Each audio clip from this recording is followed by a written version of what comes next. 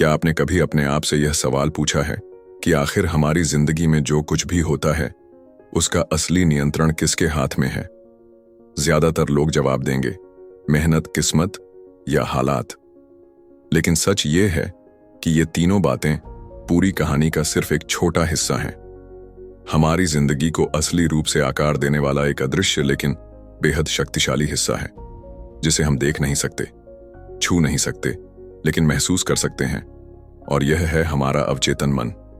हमारा दिमाग दो हिस्सों में बंटा हुआ है। पहला है सचेतन मन, जो इस वक्त ये शब्द पढ़ रहा है, जो सोचता है, तर्क करता है और निर्णय लेता है। और दूसरा है अवचेतन मन, जो पर्दे के पीछे बिना रुके लगातार काम करता है।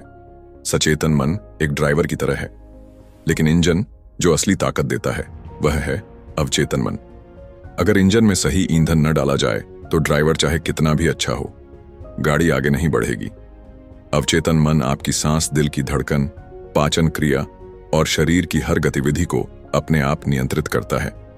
इसमें आपके बचपन से अब तक के सारे अनुभव, आदतें, डर और विश्वास गहराई से जमा होते हैं। यह कभी सोता नहीं, थकता नहीं और हमेशा आपके आदेश का पालन करता है, चाहे वे आपके लिए अच्छे हों या बुरे। अगर आप बार बार अपने आप से कहते हैं मैं असफल हूं, मेरे बस की बात नहीं है, मेरे पास मौके नहीं आते, तो आपका अवचेतन मन इसको सच मान लेगा और आपके हालात भी उसी के अनुसार बनेंगे। दूसरी तरफ अगर आप अपने आप से कहते हैं मैं हर दिन आगे बढ़ रहा हूं, मेरी जिंदगी में अच्छे मौके आ रहे हैं, मैं सफलता के योग्य हूं, तो यह मन उसी दिशा में रास्ते और मौके बनाने लगेगा। डॉ जोसेफ मर्फी अपनी मशहूर किताब the power of your subconscious mind में कहते हैं कि आप जो सोचते हैं वही बनते हैं। आपका मन एक खेत की तरह है, आप इसमें जो बीज बोएंगे वही उगेगा।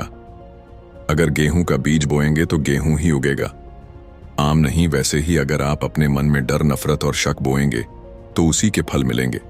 लेकिन अगर आप विश्वास, प्रेम और सकारात्मकता के बीज बोएंगे तो आपकी जिंदगी में वही फल आएंगे। किताब में कई प्रेरणादायक उदाहरण दिए गए हैं, जैसे एक महिला जो सालों से बीमारी से जूझ रही थी, उसने डॉक्टर के इलाज के साथ एक नया तरीका अपनाया। वह रोज सोने से पहले खुद से कहती, मेरे शरीर की हर कोशिका स्वस्थ और मजबूत है, मैं हर दिन बेहतर हो रही हूं। शुरू में उसे लगा कि यह सिर्फ शब्द हैं, लेकिन उसने इसे जारी रखा। कुछ महीनों में उसकी हालत में जबरदस्त सुधार आया और डॉक्टर भी हैरान रह गए। यह कोई जादू नहीं था, बल्कि उसका अवचेतन मन उसके शरीर को ठीक करने में लग गया था, क्योंकि उसे लगातार यही आदेश मिल रहा था।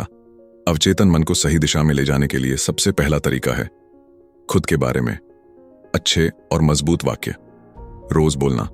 इसे अफर्मेशंस कहते हैं, जैसे मैं सफल हूं, मेरी जिंदगी में अवसर आ रहे हैं, मैं स्वस्थ और खुश हूं। इन वाक्यों को हमेशा ऐसे बोलें जैसे यह अभी हो रहा हो और पूरे विश्वास के साथ बोलें। अवचेतन मन शब्दों से ज्यादा भावनाओं को समझता है। अगर आप बिना भावना के बोलेंगे तो असर कम होगा, लेकिन अगर आप विश्वास और उत्साह के साथ बोलेंगे तो असर कई गुना बढ़ जाएगा। दूसरा तरीका है कल्पना करना, यानी विजुअलाइजेशन। मान लीजिए आप एक सफल व्यवसाय बनाना चाहते हैं, तो हर दिन कुछ मिनट आंखें बंद करके यह महसूस करें जैसे आप पहले से उस सफलता को जी रहे हैं। देखिए आप किस तरह काम कर रहे हैं, लोग आपसे खुश हैं, आपका बैंक अकाउंट भरा हुआ है और आपका परिवार गर्व से मुस्कुरा रहा है। जितना ज्यादा आप इस अनुभव को महसूस करेंगे, उतना ही आपका अवचेतन मन इसे सच मानने लगेगा और उसी दिशा में काम करने लगेगा। तीसरा तरीका है कृतज्ञता, यानी ग्रेटिट्यूड। हर रात सोने से पहले उन 5 चीजों के लिए धन्यवाद दें जो आपके पास हैं। यह आपका ध्यान कमी से हटाकर समृद्धि पर ले आता है, और जब आपका ध्यान समृद्धि पर होता है तो अवचेतन मन उसी दिशा में और चीजें भेजना शुरू कर देता है। सोने से पहले के कुछ मिनट बेहद खास होते हैं। इस समय आपका अवचेतन मन सबसे ज्यादा ग्रहणशील होता है। जो विचार आप इस समय डालते हैं वे सीधे मन की गहराई में उतरते हैं। इसलिए रात को सोने से पहले कभी नकारात्मक सोच के साथ न सोएं, हमेशा अच्छे विचारों के साथ सोएं, जैसे कल का दिन मेरे लिए अद्भुत होगा, मेरी जिंदगी में सब कुछ अच्छा हो रहा है। डर और शक हमारे सबसे बड़े दुश्मन हैं। जैसे ही यह आते हैं तुरंत उनका उल्टा सोचें। अगर मन कहता है तुम यह काम नहीं कर पाओगे तो तुरंत कहें, मैं यह काम आसानी से कर सकता हूं। शुरुआत में यह झूठ सा लगेगा, लेकिन धीरे धीरे यह नया विश्वास बन जाएगा। हमारे विचार सीधे हमारे शरीर को प्रभावित करते हैं। नकारात्मक भावनाएं जैसे गुस्सा, जलन और चिंता शरीर में तनाव पैदा करती हैं, जिससे बीमारियां बढ़ती हैं। वहीं प्रेम, शांति और खुशी शरीर में सेहत और ऊर्जा लाती हैं। यही कारण है कि कई लोग अपने अवचेतन मन को स्वास्थ्य का आदेश देकर गंभीर बीमारियों से भी उबर चुके हैं। धन और सफलता को आकर्षित करने के लिए भी यही नियम काम करता है।